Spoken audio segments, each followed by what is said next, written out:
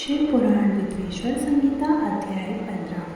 शिव पुराण में ऋषियों ने कहा, समस्त पदार्थों के त्यागाओं में श्रेष्ठ सूत जी हमसे देश, काल और दान का वर्णन करें। देश का वर्णन सूत जी बोले, अपने घर में किया देव यज्ञ शुद्ध ग्रह के फल को देने वाला है।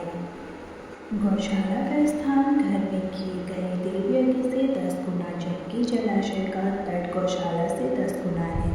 एवं जहाँ तुलसी, बेल और पीपल वृक्ष का मूल हो, वहाँ स्थान जलाशय तट से भी 10 गुना महत्व देने वाला होता है। देवालय उससे भी अधिक महत्व रखता है। देवालय से 10 गुना महत्व रखता है। तीर्थभूमि का तट उससे भी श्रेष्ठ है। नदी का किनारा तथा उसका 10 गुना उत्कृष्ट है तीर्थ नदी का तट।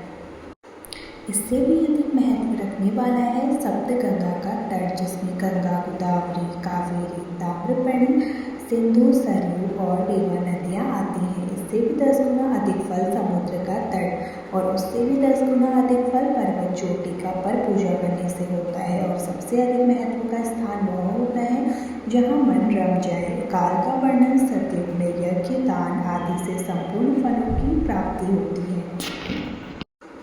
त्रेता में तिहाई, द्वापर में आधा, कलयुग में इससे भी कम फल प्राप्त होता है। परंतु शुद्ध हृदय से किया गया पूजन फल देने वाला होता है। इससे 10 गुना फल। सूर्य संक्रांति के दिन उससे 10 गुना अधिक फल तुला और मेष की संक्रांति में तथा चंद्र ग्रहण में उससे भी 10 गुना फल मिलता है। सूर्य ग्रहण में उससे भी 10 गुना अधिक फल प्राप्त होता है। महापुरुषों के साथ में वह काल करोड़ों सूर्य ग्रहण के समान पावन है, ऐसा ज्ञानी पुरुष मानते हैं। पात्र वर्णन तपोनिष्ठ योगी और ज्ञाननिष्ठ योगी पूजा के पात्र होते हैं, क्योंकि ये पापों के नाश करने के कारण होते हैं। जिस ब्राह्मण ने 24 लाख गायत्री का जाप कर लिया हो, वह भी पूजा का पात्र है।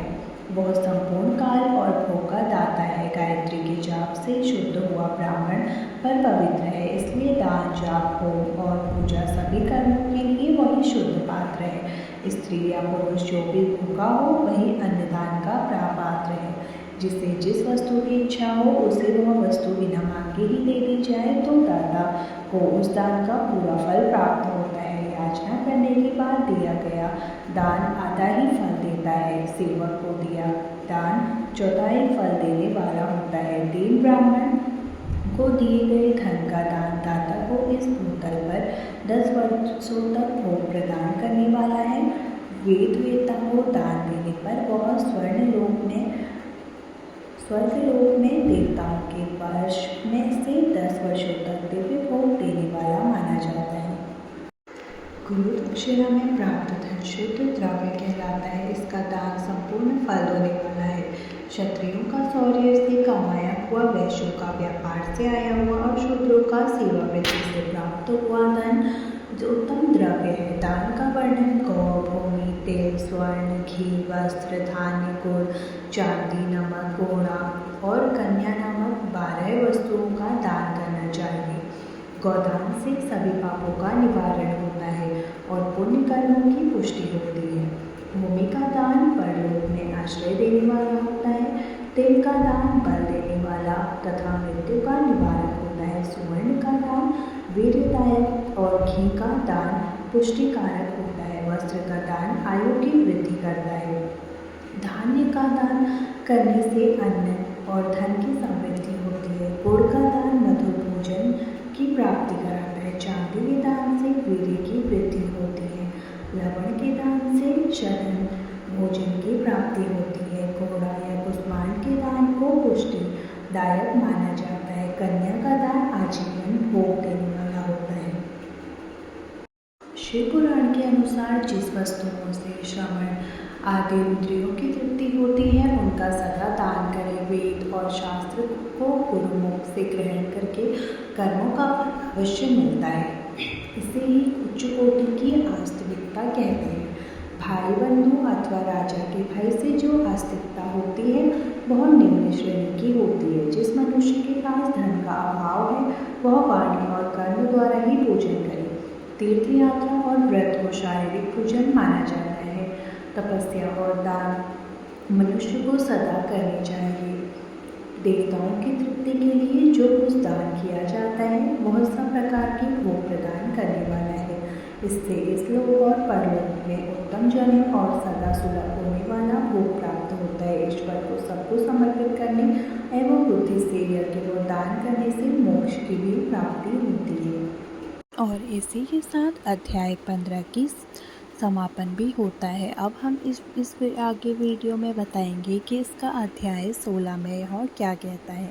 शिव पुराण में ऋषियों ने कहा, साधु शिरोमणि सूत जी हमें देव प्रतिमा के पूजन की विधि बताइए जिससे अभिष्ट फल की प्राप्ति होती है। सूत जी बोले, हे महर्षियों, मिट्टी से बनाई हुई प्रतिमा का पूजन करने से पुरुष स्त्री सभी के मनोरथ सफल हो जाते हैं। इसके लिए नदी, तालाब, कुआं या जल के भीतर की मिट्टी लाकर सुगंधित द्रव्य से उसको शुद्ध करें। उसके बाद दूध डालकर अपने हाथ से सुंदर मूर्ति बनाएं। पद्मासन द्वारा प्रतिमा का आदर सहित पूजन करें। गणेश, सूर्य, विष्णु, शिव पार्वती की मूर्ति और शिवलिंग का सदैव पूजन करें। संपूर्ण मनोरथों की सिद्धि के लिए 16 उपचारों द्वारा पूजन करें। किसी मनुष्य द्वारा स्थापित शिवलिंग पर एक सैर नैवेद्य से पूजन करें। देवताओं द्वारा स्थापित शिवलिंग को 3 सैर नैवेद्य अर्पित करें और स्वयं प्रकट हुए शिवलिंग का पूजन 5 सैर नैवेद्य से करें। इससे अभिष्ट फल की प्राप्ति होती है। इस प्रकार सहस्त्र बार पूजन करने से सत्यलोक की प्राप्ति होती है। 12 अंगुल चौड़ा और 25 अंगुल लंबा यह लिंग का प्रमाण है और 15 अंगुल ऊंचा लोहे या लकड़ी के बनाए हुए पत्र का नाम शिव है। इसके अभिषेक से आत्मशुद्धि, गंध चढ़ाने से पुष्प, नैवेद्य चढ़ाने से आयु तथा धूप देने से धन की प्राप्ति होती है। दीप से ज्ञान और तांबूल से भोग मिलता है। अतएव स्नान आदि 6 पूजन के अंगों को अर्पित करें। नमस्कार और जाप संपूर्ण अभिष्ट फलों को देने वाला है। भोग